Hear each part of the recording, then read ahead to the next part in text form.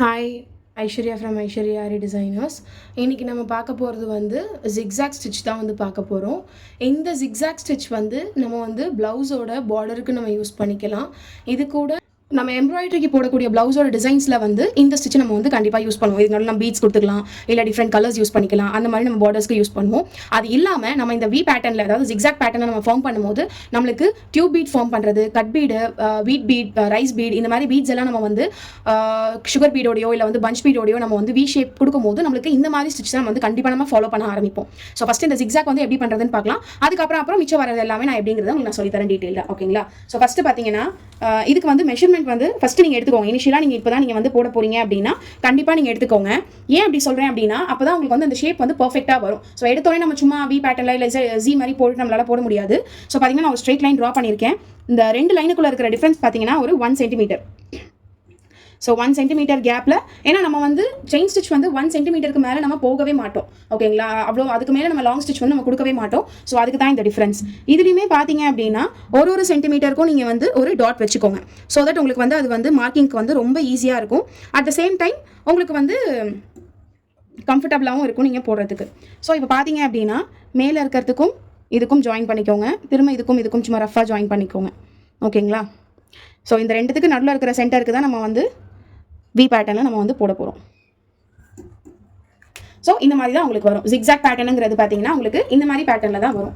So இது நம்ம எப்படி ஃபில் பண்ண போகிறோம் அப்படிங்கிறது பார்த்தீங்கன்னா நான் வந்து இதுக்கு வந்து சில்க் த்ரெட் தான் யூஸ் பண்ணுறேன். ஓகேங்களா?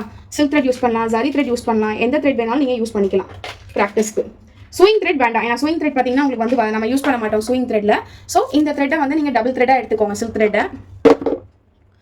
த்ரெட்டை டபுள் த்ரெட்டாக எடுத்துகிட்டு நம்ம வந்து இந்த இதை வந்து ஸ்டார்ட் பண்ணிடலாம்.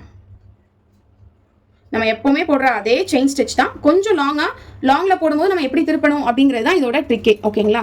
ஸோ இப்போ பார்த்தீங்கன்னா நான் க்ளோஸ்அப் கூட வைக்கிறேன் உங்களுக்கு. ஓகேங்களா? ஸோ ஃபஸ்ட்டு வந்து கீழேருந்து வந்து ஸ்டார்ட் பண்ணுங்கள். எப்போவுமே ஒரு பேக் ஸ்டிச் கொடுத்துட்டே ஸ்டார்ட் பண்ணுங்கள். நான் எல்லா வீடியோஸ்லையும் எல்லா ஸ்டிச்லையும் சொல்கிறது அது ஒன்று தான். ஸோ இங்கேருந்து இந்த க்ராஸ்லேருந்து இதுக்கு நீங்கள் வந்து ஃபஸ்ட்டு ஸ்டார்ட் பண்ணிவிட்டு இதுக்கு மேலேயே நீங்கள் வந்து குட்டி லாக் போடுவீங்க. ஓகேங்களா? ஸோ இது வந்து அப்போ தான் நம்மளுக்கு வந்து அந்த பாயிண்டட் இது வந்து நம்மளுக்கு நல்ல டீட்டெயிலிங்காக கொடுக்கும். ஸோ இங்கே நான் இன்சர்ட் பண்ணிவிட்டு லாக் பண்ணிடுறேன். திரும்ப அதுக்கு கீழேயே, அதுக்குன்னு ரொம்ப கீழே போகக்கூடாது, திருப்பி. ஏன்னா உங்களுக்கு வந்து ஷார்ப் எட்ஜ் கிடைக்கணும் அப்படின்னாலே நீங்கள் வந்து அந்த ஷார்ப் எட்ஜுக்கான இதுதான் நம்ம வந்து பார்க்கணும். ஓகேங்களா? அதே மாதிரி நீங்கள் அந்த குட்டி லாக் போட்டுட்டு நீடில் திருப்பும் போது ரொம்ப பொறுமையாக திருப்புங்க. நீடில் மேக்ஸிமம் லூஸாக ஹேண்டில் பண்ணுங்கள். ஓகேங்களா? நீங்கள் வந்து ரொம்ப டைட்டாக ஹேண்டில் பண்ணீங்க அப்படின்னா கண்டிப்பாக வந்து த்ரெட் வந்து சிக்காக ஆரம்பிச்சிடும், இல்லை பிரிய ஆரம்பிச்சிடும். ஸோ நீங்கள் வந்து நீடிலையும் த்ரெட்டையும் லூஸாக ஹேண்டில் பண்ணிங்கனாலே உங்களுக்கு எந்த ப்ராப்ளமே வராது. இப்போ பார்த்தீங்கன்னா நான் ஜஸ்ட் அப்படியே திருப்புறேன், த்ரெட் வருது. ரொம்ப த்ரெட்டை பிடிச்சி இழுக்காதீங்க. நிறைய பேர் பண்ணுற மிஸ்டேக்கே அதுதான். சில்க் த்ரெட்டை பொறுத்த வரைக்கும் நம்ம அதை சில்கியாக ஹேண்டில் பண்ணால் மட்டும்தான் நம்மளுக்கு வந்து அது வந்து நல்ல ஒரு லுக்கு கொடுக்கும். நம்ம ரொம்ப அதை வந்து ப்ரெஷர் பண்ணோம் அப்படின்னா அது என்ன ஆகும் அப்படின்னா கண்டிப்பாக வந்து வராது. இது புரியாதவங்களுக்கு நான் பென்சிலை ஒரு வாட்டி நான் வந்து வச்சு காட்டுறேன் பாருங்கள். So handling of silk thread வந்து ரொம்ப இம்பார்ட்டன்ட். நீங்கள் நிறைய பேர் கேட்கலாம், இதே நீங்கள் இப்படியே இழுக்கலாமே அப்படின்னா இப்படியே இழுத்தீங்கன்னா உங்களுக்கு கீழே இது லாக் ஆகிடும். ஓகேங்களா? ஸோ நீங்கள் வந்து என்ன பண்ணணும் அப்படின்னா எப்போவுமே ஒரு குட்டி லாக் வந்து நீங்கள் போடுறதுக்கு மேலே உங்களுக்கு அது வந்து தெரியாது. ஜஸ்ட் ஒரு பாயிண்ட், ஒரு 1 இன்ச்சில் கூட நீங்கள் அதை வந்து போட மாட்டீங்க. அதுக்கும் கம்மியாக தான் நம்ம வந்து போடுவோம். ஸோ அதுக்கு தான் அந்த லைன்ஸ் போடுறது. இனிஷியலாக நீங்கள் பழகும் போது வந்து உங்களுக்கு தெரியாது நம்ம எங்கே வந்து பின் பண்ணி அதை போடணும் அப்படிங்கிறது. ஸோ அதனால் நீங்கள் என்ன பண்ணலாம் அப்படின்னா இனிஷியலாக நீங்கள் போடும்போது இந்த மாதிரி ஜிக்ஸாக் லைன்ஸ் வரைஞ்சிக்கோங்க. வரைஞ்சிட்டு அதுக்கு மேலே நீங்கள் போடும்போது உங்களுக்கு ஆட்டோமேட்டிக்காக வந்து உங்களுக்கு டிஃப்ரென்ஸ் தெரியும். நம்ம எங்கே வந்து குட்டி லாக் போடணும், எங்கே பஞ்ச் பண்ணி நம்ம டர்ன் பண்ணணும் அப்படிங்கிறது நம்மளுக்கு நல்லாவே தெரியும். ஓகேங்களா? எப்போவுமே பேக் ஸ்டிச் கம்பல்சரி.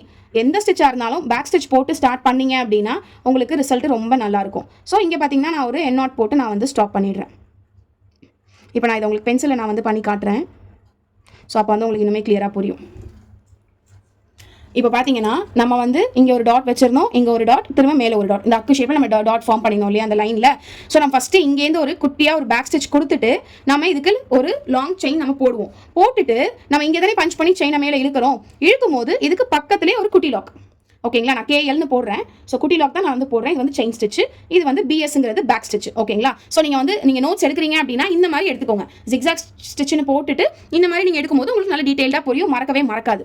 ஸோ இங்கேருந்து நான் ஒரு பேக் ஸ்டிச் கொடுத்துட்டு ஒரு chain stitch, long chain stitch நான் வந்து கொடுக்குறேன். திரும்ப இதுக்கு மேலேயே ஒரு குட்டி லாக், திரும்ப இங்கே ஒரு செயின், லாங் செயின், திரும்ப இங்கே ஒரு குட்டி லாக்.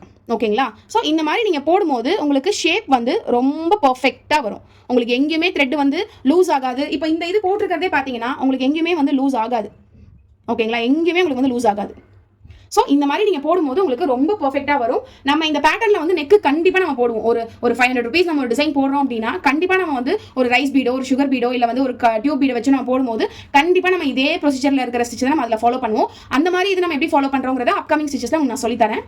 ஸோ இதை போட்டு ப்ராக்டிஸ் பண்ணுங்க. இதே மாதிரி தான் நம்ம செயின் வித் ஜிக்ஸாக்கும் போடுவோம். அதுவுமே சேம் மெத்தட், கொஞ்சம் நெருக்கமாக போடுவோம். அது வந்து நம்ம வந்து ப்ரோ லெவலில் நம்ம வந்து அதை நிறைய யூஸ் பண்ணுவோம். நம்ம 3D பண்ணுறது, 5D பண்ணுறது, அதுக்கப்புறமா பார்த்தீங்கன்னா பேட்ச் ஒர்க் பண்ணுறதுக்கு, கட் ஒர்க் பண்ணுறதுக்கு எல்லாத்துக்குமே நம்ம அட்வான்ஸ் லெவல் எல்லாத்துக்குமே பார்த்தீங்கன்னா கண்டிப்பாக நம்ம செயின் வித் ஜிக்ஸாக் வந்து மேண்டட்டரியான ஒரு ஸ்டிச். ஸோ அது வந்து நெக்ஸ்ட் வீடியோவில் நான் சொல்லித்தரேன். பாய்.